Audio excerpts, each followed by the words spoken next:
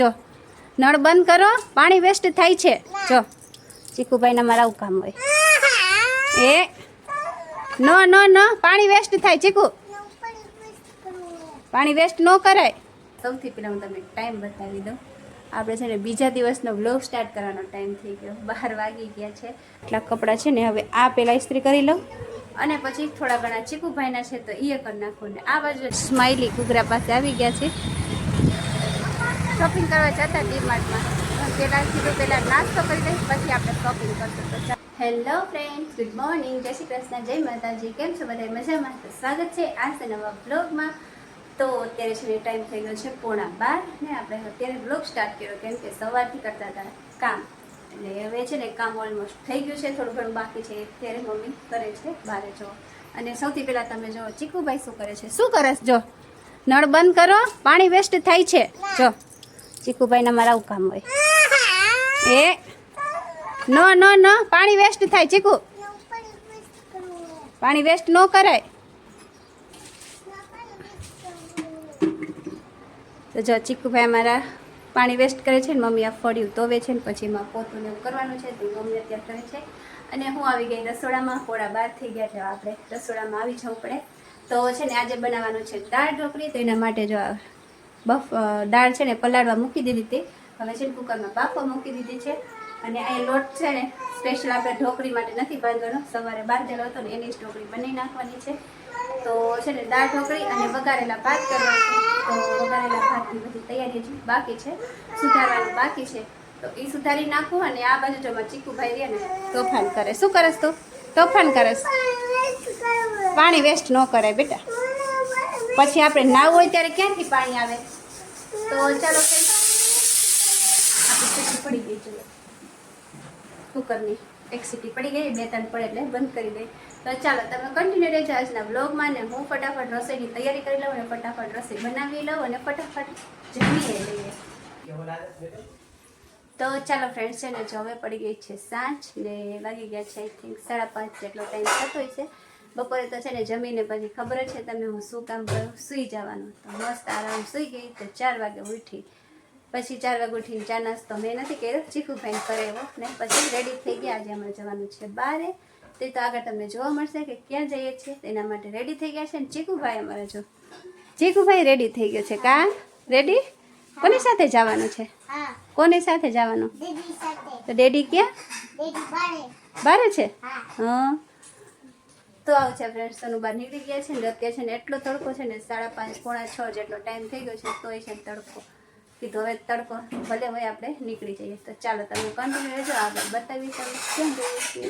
તો ચાલો ફ્રેન્ડ છે ને હવે અમે જતા હતા શોપિંગ કરવા, પણ વચ્ચે છે ને અમને મળી ગયો નાસ્તાની સ્ટોલ. તો અહીંયા ઊભા રહી ગયા. સોનું જો આજે સોનું છે ને ઘરેથી નાસ્તો કરી નહોતા નીકળ્યા, ઘૂઘરા ખાવા સ્પેશિયલ. જો અહીંયા છે ને આપણે સ્માઇલી ઘૂઘરા પાસે આવી ગયા છે.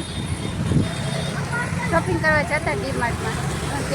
પહેલાં નાસ્તો કરી દઈશ, પછી આપણે શોપિંગ કરશું. તો ચાલો છે ને મસ્ત મજાના ઘૂઘરા ખાઈ લઈએ. કાં ચીકુભાઈ તાર નથી ખાવું? ના પાડે છે. જો ચાલો તમે છે ને નાસ્તો કરી લઈ ગાશો ને મસ્તીના.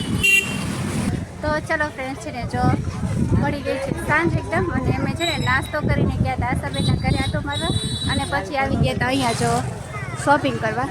તો આપણે છે ને ઓલમોસ્ટ શોપિંગ થઈ ગઈ છે. હવે ઘરે જાઉં છે ને આ બાજુ તો ચીકુભાઈએ શું લીધું છે? ચીકુ તે શું લીધું? ચોકલેટ બતાવ. તે શું લીધું એ તો બતાવ. બતાવ તો. વાવ ચીકુ જો ચીકુએ મસ્તીની ચોકલેટ લીધી. મને આપીશ? જો આ લઈથી છે ને તોય હજી ચીકુભાઈને રોવું આવે છે. કંઈ નહીં ચાલો હવે છે ને જઈએ ઘરે. સાંજ પડી ગઈ છે. ઘરે પહોંચતા અડધી કલાક થઈ ગયા છે. તો ચાલો ફ્રેન્ડ્સ છે ને જો શોપિંગ કરીને આવી ગયા ઘરે. અને ઘરે આવ્યા ને તો મમ્મીએ રસોઈ બનાવીને જ રાખ્યું હતું. તમે જમી લીધું અને અત્યારે થઈ ગયા છે ફ્રી. અને વાગી ગયા છે રાતના 10:15. તો 10:15 ફ્રી થઈ ગયા છે. પણ મારે છે ને હજી એક કામ બાકી છે. આપણું કામ છે ને સૂતા ટાઈમ સુધી પૂરું જ ન થાય.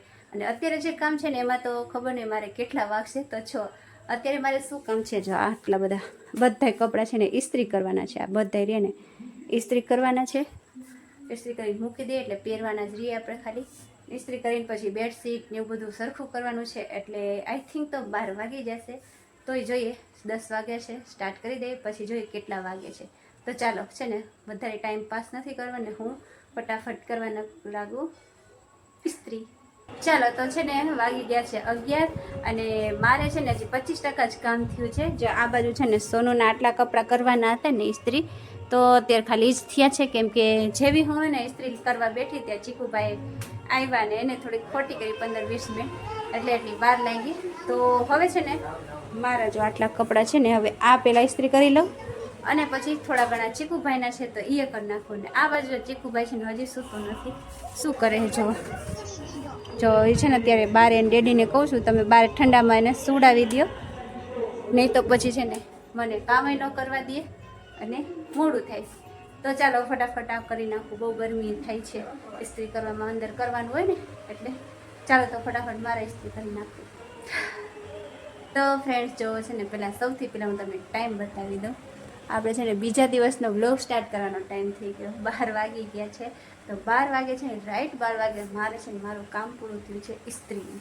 જો આટલા બધા કપડાં ઇસ્ત્રી કર્યા, આ ચીકુભાઈના આટલા હતા અને આ બધા મારા અને આ સોનુના. તો આમાં છે ને સૌથી વધારે તો મારા જ છે અને સૌથી ઓછા હોય ને તો સોનુના. તો ચાલો ફાઇનલી ઇસ્ત્રીનું કામ પૂરું થઈ ગયું અને ગોઠવવાનું છે.